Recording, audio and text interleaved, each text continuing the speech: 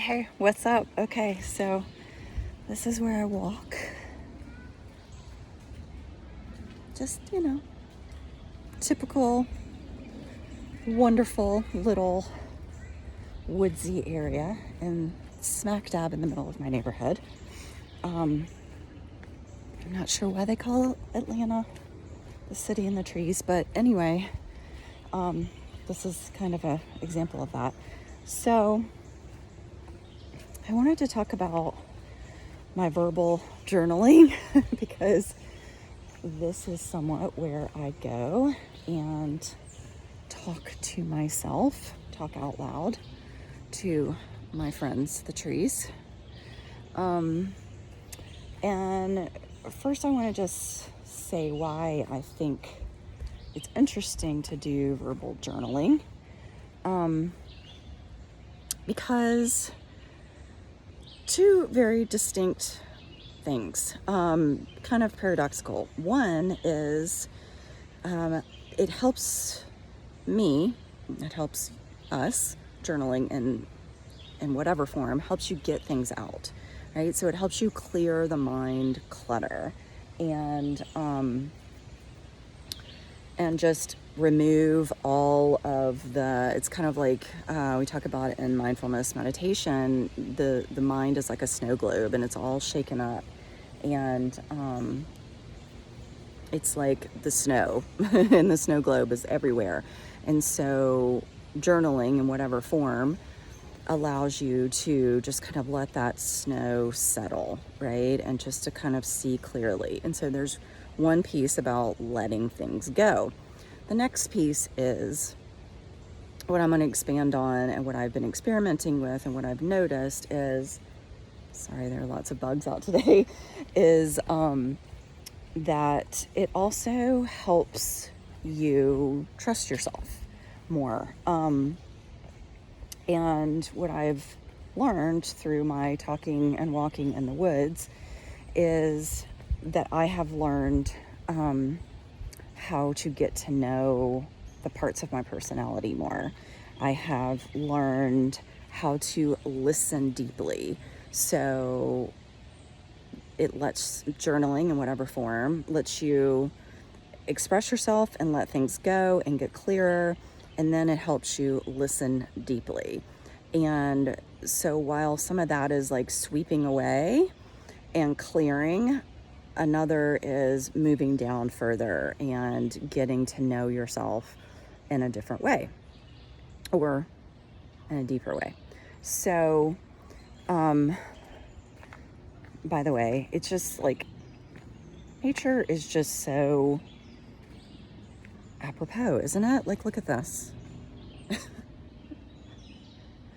Like, this is letting go, right? And this is what I want to actually talk about is, I will explore the root system here, is getting to know yourself. One piece of that is recognizing the stuff that isn't serving you anymore, that is kind of dead and rotted, and letting it fall over and letting it be fertile ground for other things to grow, right? Because like there's some parts of my personality that I definitely want to kind of uproot and have been lately. And some of that is around boundary setting and my fear of boundary setting. And so my fear of saying no, my fear of disappointing someone, making someone angry, creating what I think is going to be conflict every time I say no. Like I kind of want to uproot that, and have it be fertile soil for a bunch of other stuff to grow. So there you go. Here's your echo therapy. Here's your echo therapy this morning. So one of the things I love about walking and talking and going deeper, and this thing about my fear around boundary setting, is that what I've decided to do is just pull back on trying to challenge myself to say no to anything and everything I can possibly practice with in the external world. And what I've found is through some of this walking and talking in the woods is that I'm actually doing internal work to deepen when I do need to set a boundary in the external world. And so this internal work of hearing the parts of me that are afraid of setting boundaries, that are afraid of conflict, that are afraid of seeming selfish, hearing these parts of me talk out loud when I give them a voice and I'm walking around in the woods, allows me to really just kind of go a little bit further into their fears, a little bit further into the beliefs, like the really strong beliefs I've had about boundary setting and conflict and not being able to deal with people being upset with me. As I've walked and talked to the trees and let some of it go, what I've recognized is I haven't really re-upped my priorities lately. And so I'm doing a little investigative work on what's really important to me, because when I was hearing parts say that they were afraid that somebody was going to get upset with me or that I was going to feel selfish, what I recognized is that was because I didn't really have a solid ground underneath me. And I know values and priorities are the root system, right? They can be the root system for that tree back there that, is fed by beliefs of anyone's anger with me is going to ruin a friendship or is going to, I don't know, just have some really horrible negative consequence. So some of that, listening to my parts, has been like listening to those old rooted systems going, this is what I believe, and me going, you know what? I think those are rotted roots. Like, I don't believe that's true anymore. Let's look at what is really strong, what is a really good root system for us, and let's go back to that. Let's nourish that. Let's spend some time thinking about it and setting goals, quote unquote, or just reminding myself over and over again of my root system, which is my values and my priorities.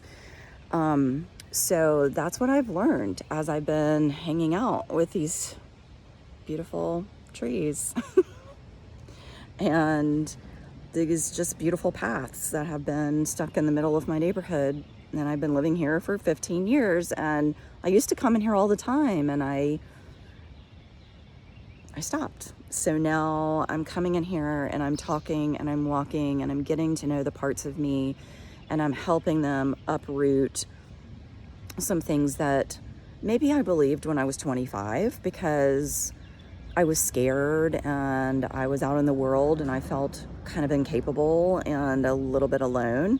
But I don't feel that way anymore. I've developed this whole forest of support with my friends and colleagues and things like that. And I have different life experiences under my belt. And so my priorities and my values, I needed to, look at them again.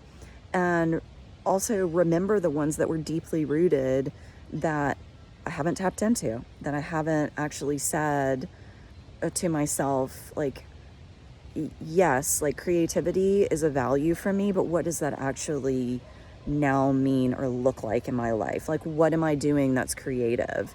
And how am I feeding my soul and my spirit with a priority for me that is, or a value for me that is deeply rooted and always has been, even since I was a little kid.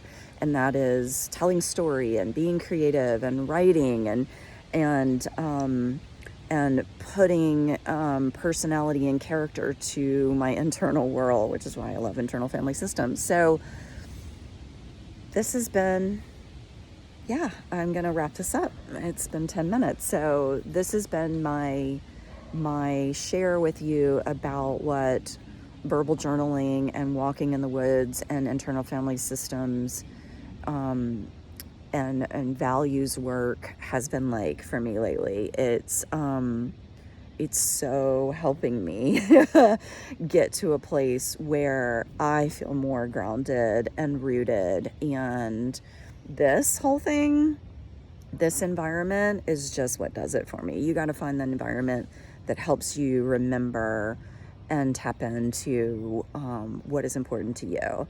So that's verbal journaling. And you got to be part of that today. Welcome to my world and my morning, and love and blessings and ease to you all through the rest of your day.